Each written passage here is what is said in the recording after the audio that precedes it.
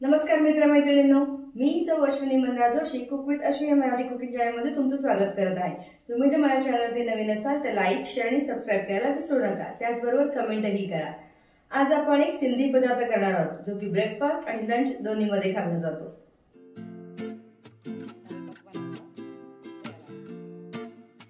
दाल पकवान करण्यासाठी लागणारे साहित्य आहे 1.5 वाटी मैदा, 2 चमचे रवा, 1 चमचा सफेद तीळ, चिमूटभर ओवा आणि चिमूटभर काळ्या मिरीची पूड। 1.5 वाटी हरभऱ्याची डाळ अर्धा तास आधी भिजवून घ्यायची।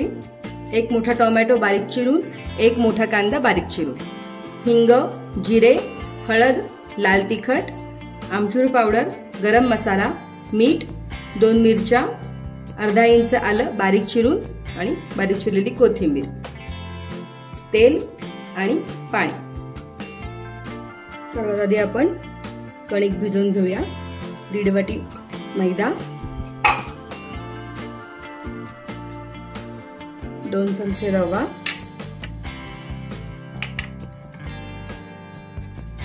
चिमूटभर ओवा क्रश करून, काळी मिरी पूड, सफेद तीळ, लाल तिखट थोडंसं, मीठ, 1 चमचा तेल मिक्स करून घेऊया। इथे तेलाच्या ऐवजी तुम्ही तूप घेतलं तरी चालेल। मोहन आपल्याला लावायचं तेलाचं किंवा तुपाचं। पिठाला मोहन लावून झालं की असा गोळा झाला पाहिजे साधारण। आता आपण थोडं थोडं पाणी टाकून कणिक घट्टसर भिजवून घेऊया।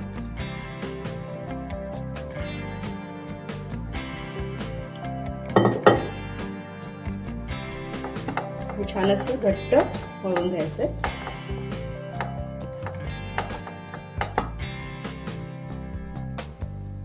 थोडंसं तेल लावायचं आणि छान परत एकदा मळून घ्यायचं।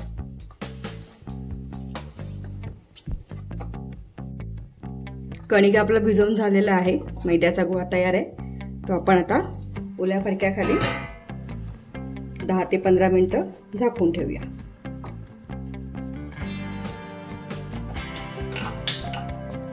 गॅस चालू करून घेऊया। कुकर तापला की त्याला आपण तेल घालूया। 2 मोठे चमचे तेल। तेल तापलं की जिरं घालायचं,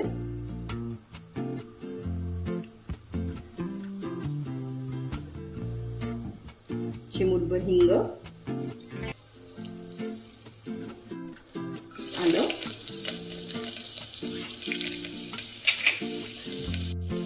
मिरची, कांदा थोडा तळून घ्यायचं।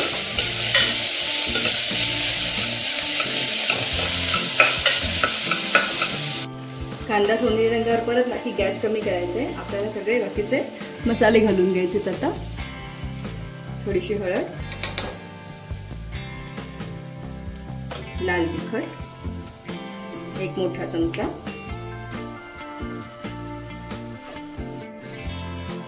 आमचूर पावडर 1 मोठा चमचा, गरम मसाला मोठा चमचा, चवीनुसार मीठ।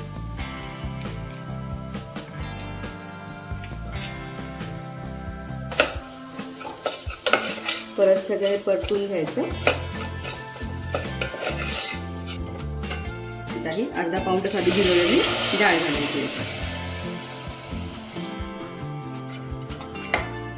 गॅस फास्ट करायचा।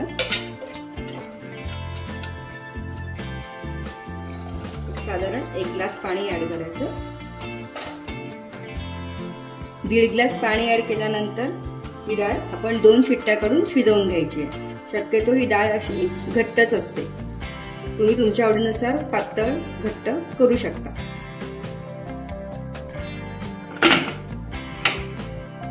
दोन शिट्ट्या करून घेऊया।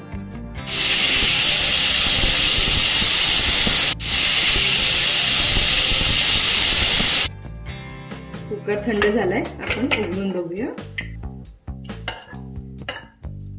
Yes, perfect. एवढी शिजली पाहिजे.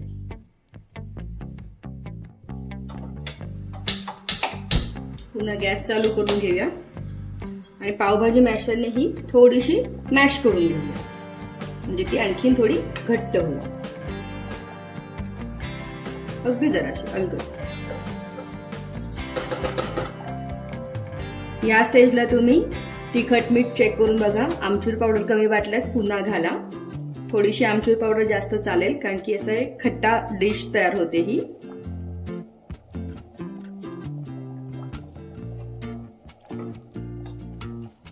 व्यवस्थित घट्ट झालेली आहे. जशी थंड होईल तशी ही आणखी घट्ट होईल. आता आपण पक्वान्न तळून घेऊया. तेल तापवून घेऊया.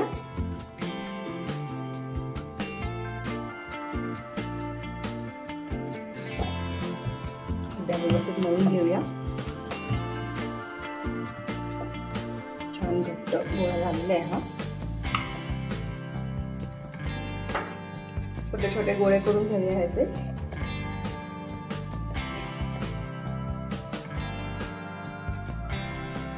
4 गोळे करून घेतलेत मी. आता आपण हे लाटून घेऊया. पुरी सारखे लाटायचे, जास्त जाड नाही पातळ नाही.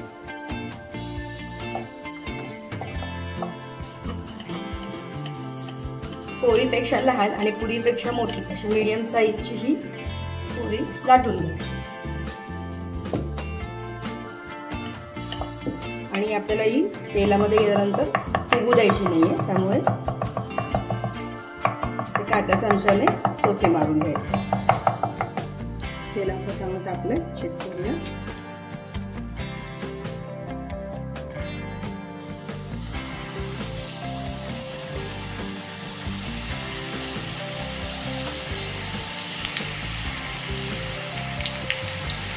अलगद अलगद आपण फिरवायचं.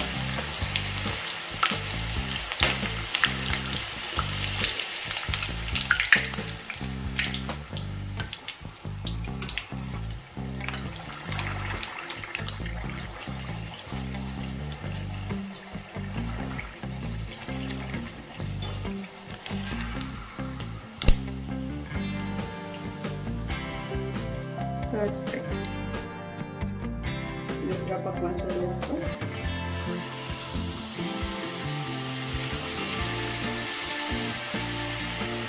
साईज तुमच्या आवडीप्रमाणे करा.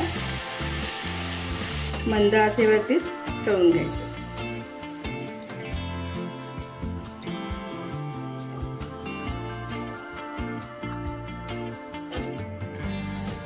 दाल पकवान तयार आहे.